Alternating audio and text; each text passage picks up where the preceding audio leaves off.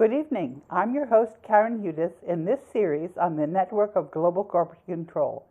Today's segment is pre-recorded and is called Questions and Answers. Thanks to DCTV, to Carmen Stanley, studio producer and director, Cruchet Starnes, audio and teleprompter, and Aliyah Jamari, floor director. What is the Black Nobility, and why is it important to know about them? The Black Nobility are the oligarchic families of Venice and Genoa. Genoa, in Italian Genova, is a historical port city in northern Italy, which is the capital of the region of Liguria. The Black Nobility were descended from ancient Egyptian pharaonic bloodline families. Ancient Egyptians called themselves Kemet, meaning black. In the 12th century, these families held the privileged trading rights, monopolies.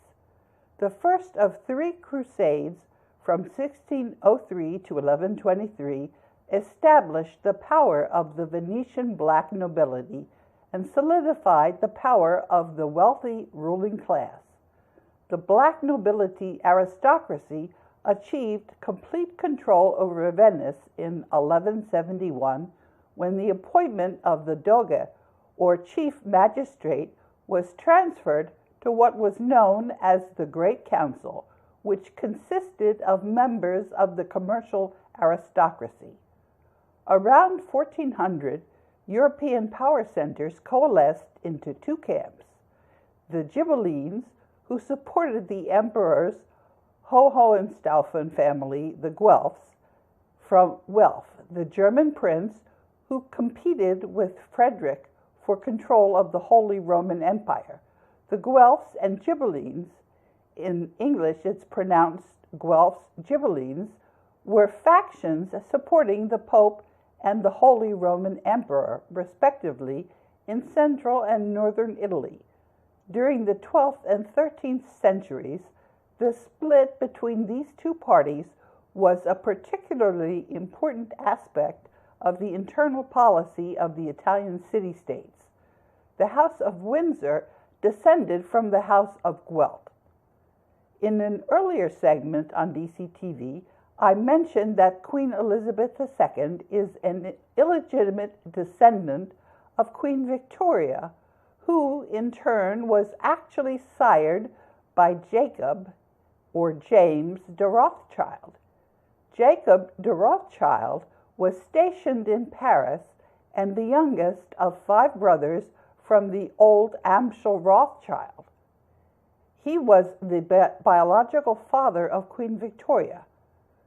Queen Victoria had a legitimate firstborn son who was exiled to Portugal. Queen Victoria married King George V of Hanover when she was 14 and never divorced him. Victoria's son Edward VII, who was Elizabeth II's great-grandfather, was illegitimate. I covered Queen Elizabeth II's family feud with the other contender for the throne of England in an earlier episode of the DCTV series.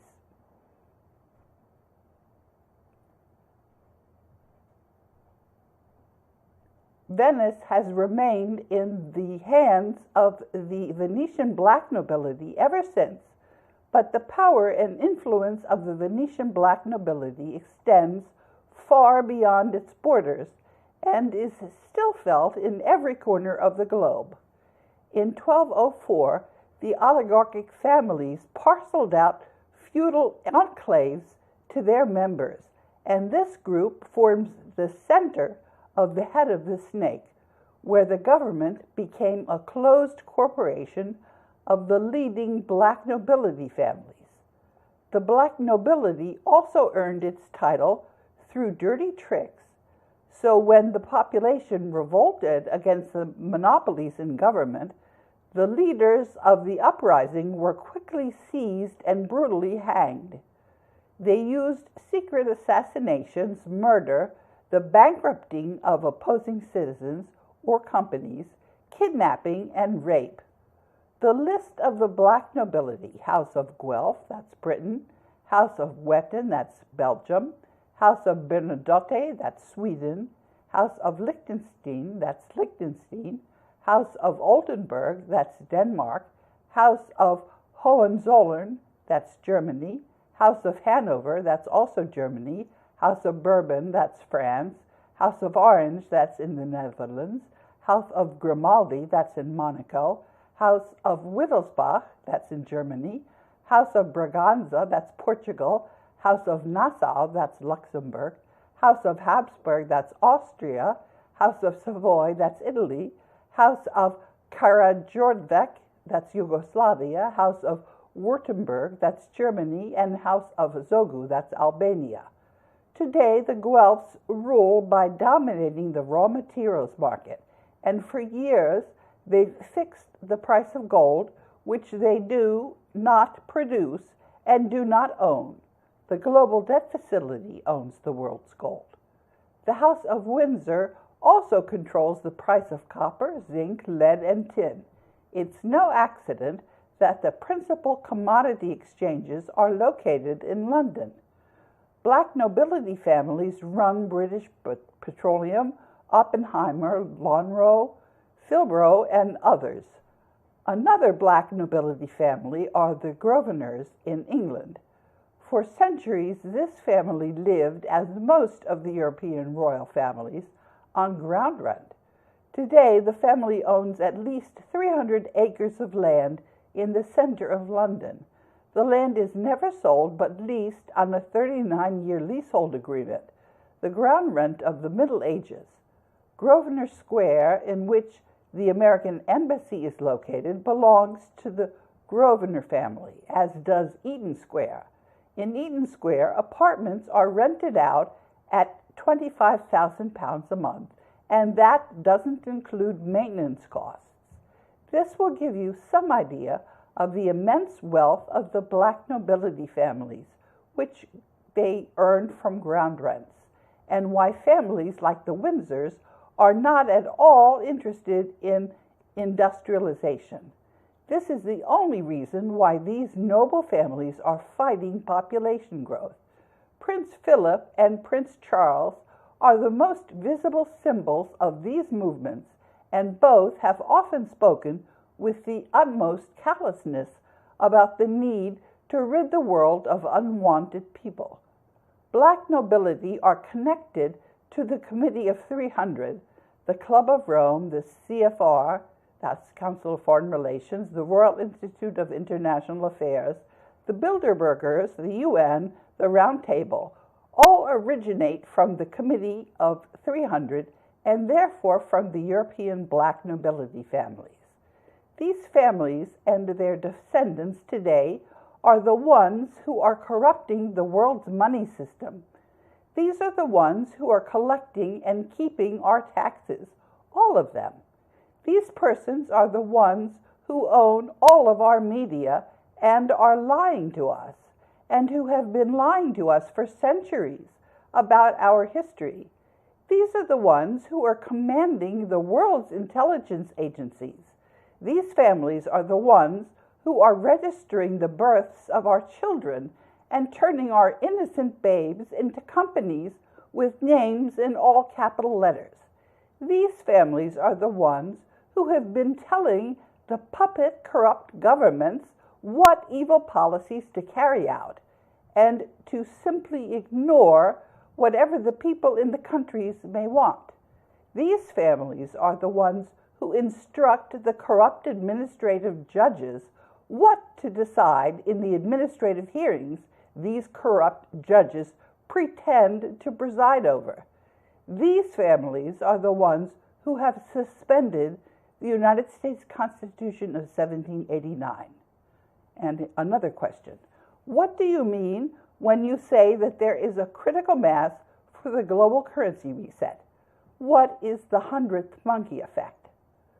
The global currency reset is to end the corruption in the world's money system that I've been describing the black families, the black nobility who were descended from the pharaohs in Egypt, and they're responsible for that. there is a critical mass for the global currency reset. And I had said in the past, in a series, in a segment, the segment on March 7th, 2017, followed a live segment about the U.S. military and an episode on Fukushima.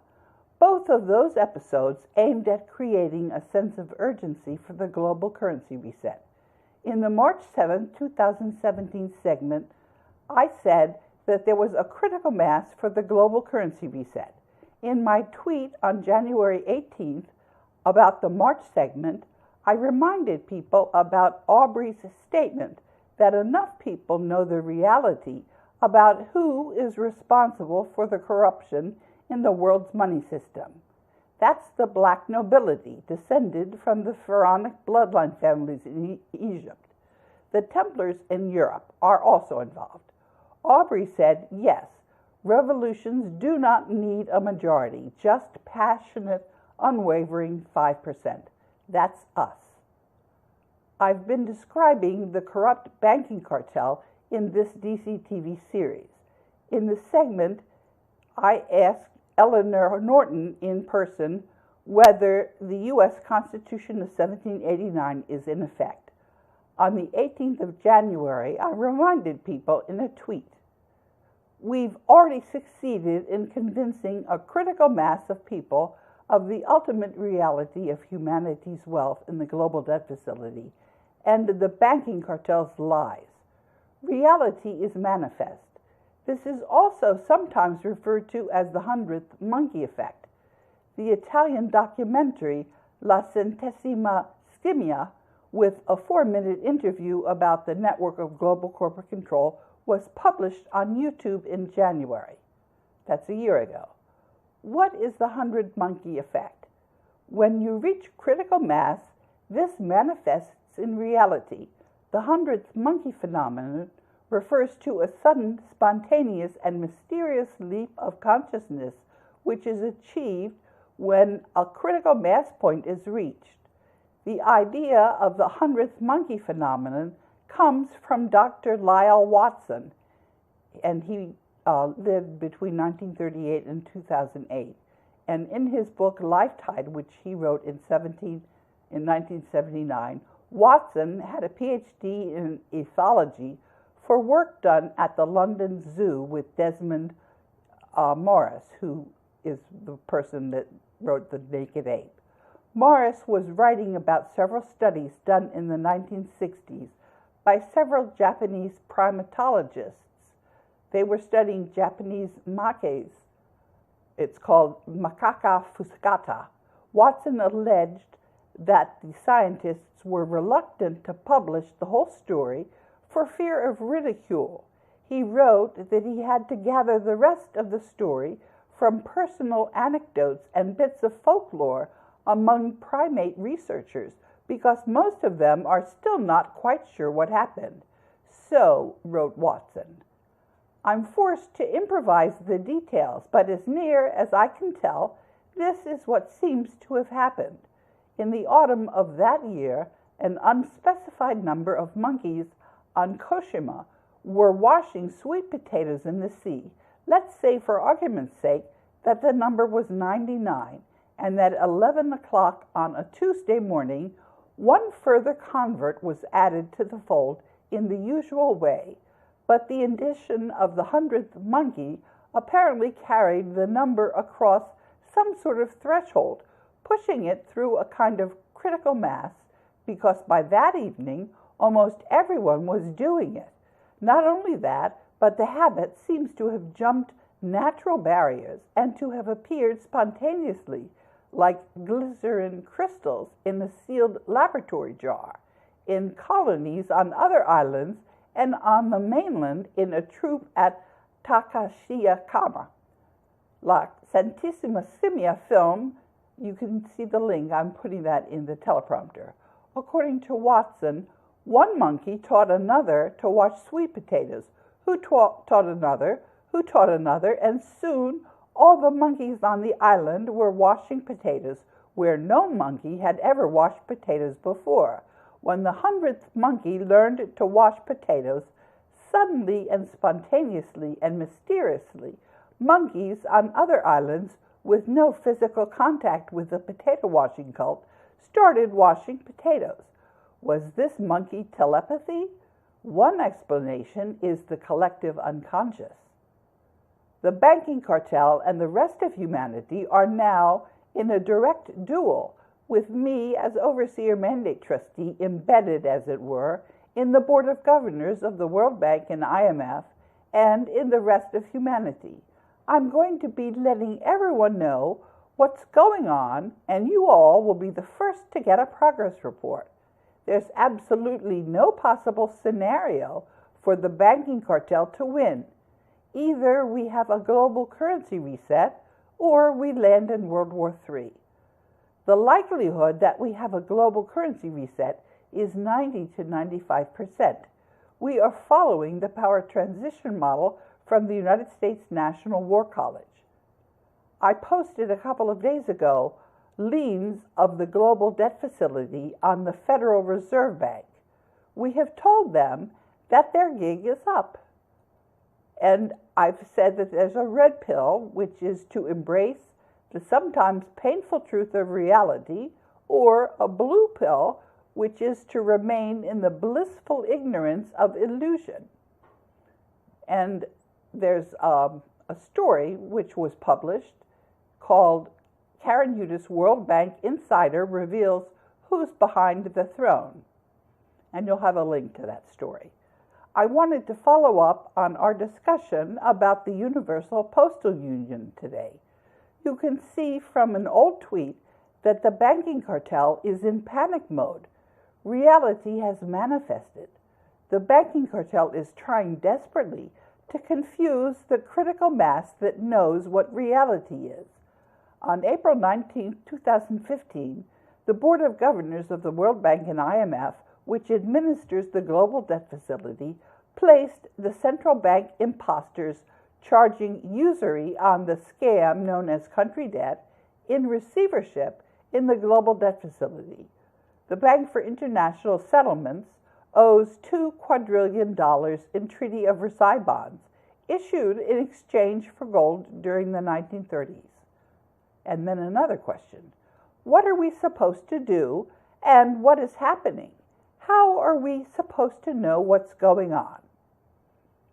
You've been giving me a lot of advice that things are getting very confusing and that I need to speak plainly. There's a reason why things are so confusing. It's because we need to know where all the corruption is so that we can clean things up.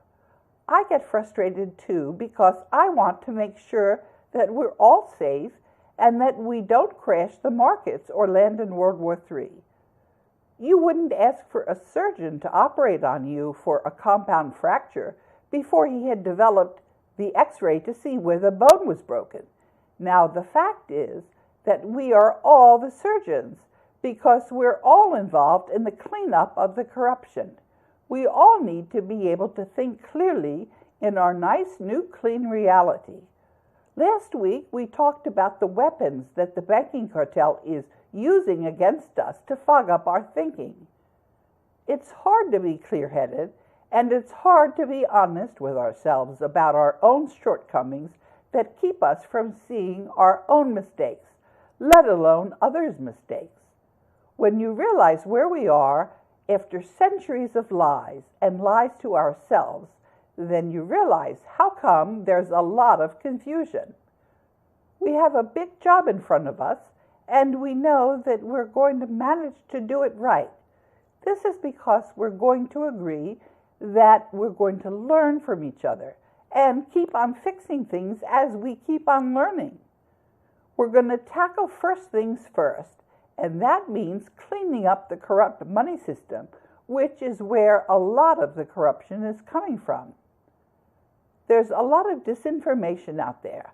I knew that we had turned a big corner when some of the banking cartel's disinformation agents were trying to get people to believe them by quoting me. The banking cartel appears to be incapable of learning that when it breaks my links, it's proving that it exists, and that it wants to censor the information in the link. Let's be clear where we are. There's so much banking cartel disinformation that even the banking cartel agent who was caught red-handed trying to steal the world's gold for General Dunford, I'm talking about Anna von Reitz, is still taken seriously by some people. Now, we all have a very big job on our hands, and it's clear that we're getting ready to start out exchanging the fake paper currencies of the banking cartel for local currencies and for the world's monetary gold reserves. It's also pretty exciting that the world's wealth is still intact. This is despite everything that the banking cartel has been trying. What is every bit as exciting is that we all have our capacity for love intact. I learned yesterday one of the immediate things for us to do. We need to figure out how to reason. For us to be able to clean up the corruption in our world, we have to be able to figure out what is what, and we need to be able to learn from each other. Yes, we must each do our part. The banking cartel broke a link about what broken links mean. And I'm giving you in the teleprompter that the 1%ers are limited to exchange 1 million fiat for gold dollars, unless the people want to raise that limit. And someone named Sandrine asked me, so this is really happening, or what? And why a burning plane? Would it not be positive? That's because I sometimes tweet a picture of a burning plane. And I responded to Sandrine. I said, you're a newbie. Read up a little. When you're over the target, you take flack. The attempt by the banking cartel's sock puppets to help Donald Trump is only backfiring. And there's a tweet which says, this little bit of buried news accounts for all the mayhem we've seen lately. The corrupted global system is in its death throes. I believe that was Harry who wrote that. And I wrote about a second postal fraud, and I put that in a tweet. I'm going to explain a little bit later what the significance is of a postal fraud. And then I'm going to read you from a statement in 2014 by Richard Karpinski, which he put up on Google. Karen Hudes, the World Bank whistleblower, is still not showing up in the mainstream press. She makes reference to a study of global corporate control which appears in +1 in 2011. 147 of the 43,000 multinational corporations control 40% of the net worth of companies in world trade and 60% of their annual earnings. This is reported by 3 mathematicians at the Swiss Federal Institute of Technology. Karen Hudes, World Bank insider, reveals who's behind the throne.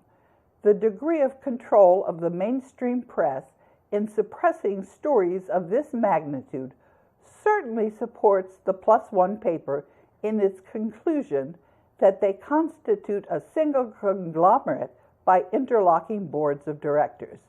She's on Facebook as well as on Google News and in many YouTube videos.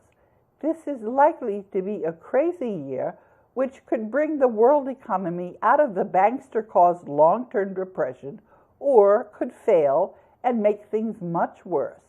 Let's side with her and improve the whole world.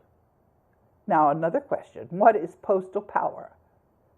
The Universal Postal Union was established in 1874. The Universal Postal Union oversees the international admiralty law system that the banking cartel put into place. The Universal Postal Union was established 3 years after the United States Constitution of 1789 was replaced by a second secret constitution foisted on it when the Revolutionary War debts fell due. The second secret constitution wasn't ratified and wasn't signed. Benjamin Franklin renegotiated the Revolutionary War debts in the Treaty of Paris in 1783 to fall due in 1871. Benjamin Franklin knew what was going to happen when the Revolutionary War debts fell due in 1871. The deliberations of the Constitutional Convention of 1787 were held in strict secrecy. In the notes of Dr. James McHenry, one of Maryland's delegates to the convention, here is what happened when anxious citizens gathered outside Independence Hall in order to learn what had been produced behind closed doors. A Mrs. Powell of Philadelphia asked Benjamin Franklin, "Well, doctor, what have we got, a republic or a monarchy?" With no hesitation whatsoever, Franklin responded, "A republic, if you can keep it." This next statement was written by the Banking Cartel. It says that the IMF is the creditor of every country on earth.